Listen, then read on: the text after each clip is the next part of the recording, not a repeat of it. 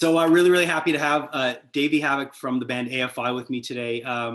Dude, I got through listening to a good chunk of Bodies, and I love the direction of this record. Thank you. I think you're a phenomenal singer. I've seen you guys live many times, but I love when you really stretch the the drama on the records. And there's so much from the tracks that I've heard. It goes from here to here, and I love when bands take chances like that. So kudos for you and the band for this album. Thank you so much. So I'm a music guy. I'm a song guy, and I have a really wide taste in music. And I always like to talk to artists that I respect, because I feel that you and I might have some of the same influences. Because when I'm listening to songs like Desaria, I hear some Psych Furs in there. I hear some Talk Talk. I hear some Talk Talk in there. I don't know if that was, but love them both. So were you guys going for any of that, or is this just the kind of stuff that just comes out when you're writing? Well, in the case of Dulceria, which we co-wrote that with Billy Corgan. Okay. So you're dead on in regards to that. Certainly some of the conversations when we were writing with Billy, which is the first person we've collaborated with as AFI, outside of AFI. Wow. And Billy was talking about that post-punk new wave explicitly when we sat down, and talking about Space and those artists, and how he really enjoyed that side of AFI and wanted to highlight that. So you're dead on in that case. Good. There are also talks of I think I remember some early Ministry moments being bandied about early, Wax Track stuff. And what, Arista? Is that what was Sympathy was on? I think it was I have it here somewhere. I have to look. We could ask the internet. But I mean, they really went. That early Ministry stuff is really special. It really is really special, and it gets completely overlooked in their catalog. But. Yeah, well, Al tries to subvert it, of course, which is unfair. Right. Because it's all of our favorites.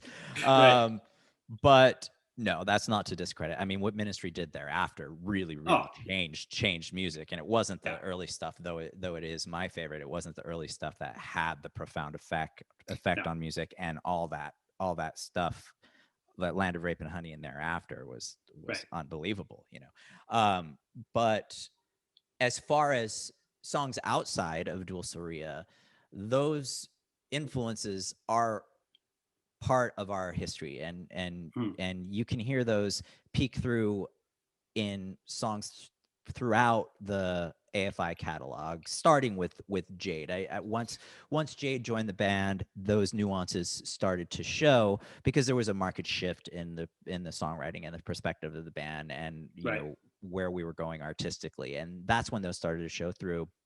But those were there as far as influences on each of us individually prior to Jade, as music fans.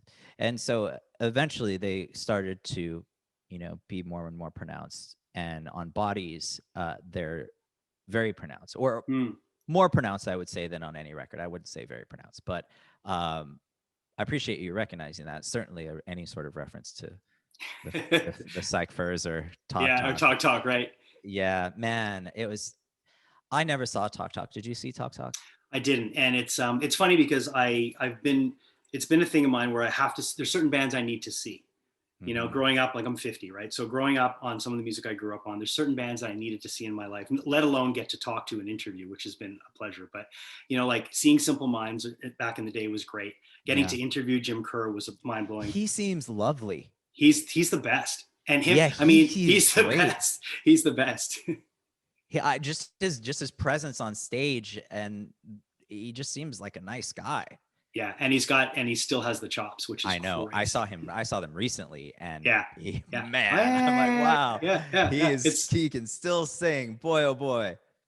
But when you I could probably sit and talk to you about music for 2 hours. Yeah, and I know we've got a bit of time, but what I love about this record is that you can hear the 30-year career in this record from what I've heard, and I'm a big I'm someone who really likes to listen to albums on release day. So no matter how much they give me stuff in advance, I like to now it's the midnight cool. iTunes. You put it on. Yeah, I appreciate the tradition. as much as I got 4 songs to listen to, but I wanted to dive in and listen to the whole thing, and I had the link, but I was like, no, I want to listen to this properly like everybody else. Cool. But what I've heard so far, like on Looking Tragic, I love that song. I mean, it's just, Thank you. and the video's rad, but then you listen to Escape from Los Angeles, and then you can hear some of the earlier Attack, and so I think an AFI fan that's been with you for the 30 years is going to probably listen to this and be like, this is everything I need. Certainly, I agree with you. Yeah.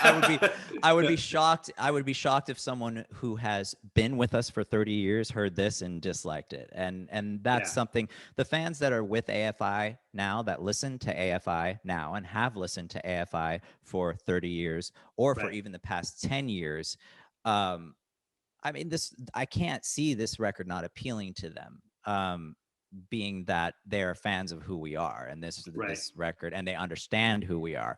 Whereas a more passive AFI fan, someone who heard Miss Murder, who thinks we're one song, exactly, is actually not going to like any other song by AFI. Well, not that it's that standout, but could go one record prior and be confused, and go one record past that and be confused, or 2 and 4, and so I appreciate your take on it being a representation of the 30 years, because it very much is, and I think that's a great way of encapsulating the tone of what Bodies is in relation to what AFI is.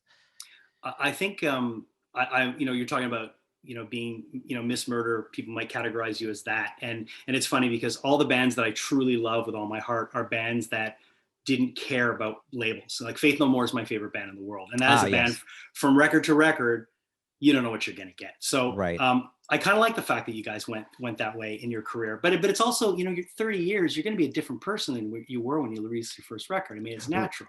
I mean, we're different people artistically, virtually every record. The roots and the foundations are there. I'm not diminishing Miss Murder. I think it's no, of course not. It's a great song. I think it's a good song.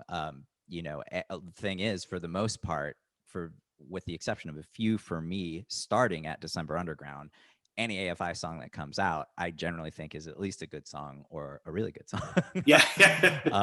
Although I didn't like Summer Shutter. Sorry, people. I know you love that song, and that actually, not you personally, but I know people love that song, and it only makes me feel better because I'm like, this song isn't that fucking good. This voice is twee.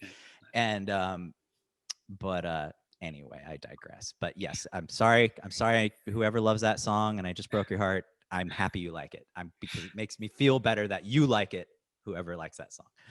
Just lastly, because I know we don't have much time, but I know you're a lover of musical theater. You've done some of it. My daughter turned me on to Hamilton. And I knew it was hip hop, and I'm a big hip hop fan, but I was kind of like, I sat and I watched it with her. I was blown away. Yeah, how me amazing too. it was. Do you see yourself being involved more with musical theater? Oh, I'd love to. I keep trying. They just won't have me. Really? Jason, they don't want me. I mean, it's like anything else in the entertainment industry. I was very, very lucky to have Billy Joe, much like the scene in Mulholland Drive, say, this is the guy. Right. Well, no, Billy was the producers in Mulholland Drive saying, you're going to say this is the guy. Right. And it was a dream come true. And I've tried, and I audition, and I don't get roles, and it's very rare for me to get an audition, but I would love to. It really was a surreal, just glorious moment in time for me, because I love musicals, and I did dream of doing Broadway when I was young, but when I made the decision to be a punk rock and roller, I knew that was just done. There was no chance. So to have been given that gift by Billy was really unparalleled. It was unreal. But I would love to go. I would love to go back. Well, I really enjoy it. So I think what you have to do, kind of like what you did with music, is if they won't have you, you've got to create your own vehicle for it. So that's what you need to do. I think about that often. I was like, okay, I just need to do it myself, and it takes a lot. It takes a lot when you have multiple other projects happening. Of course. But I kind of wish I would have gotten to see that, because it looked, all the footage I've seen of it just looks incredible. So it's something it was a great time. when you do find some time, continue to do that, because I'd love to. You got a great voice. I'm going to let you go because I know you have other people coming up, but thank you, Jason. Really nice chatting with you. And I can't wait to see you guys live. I can't wait to hear all of Bodies, and continued success and health. Thank you so much. To you too.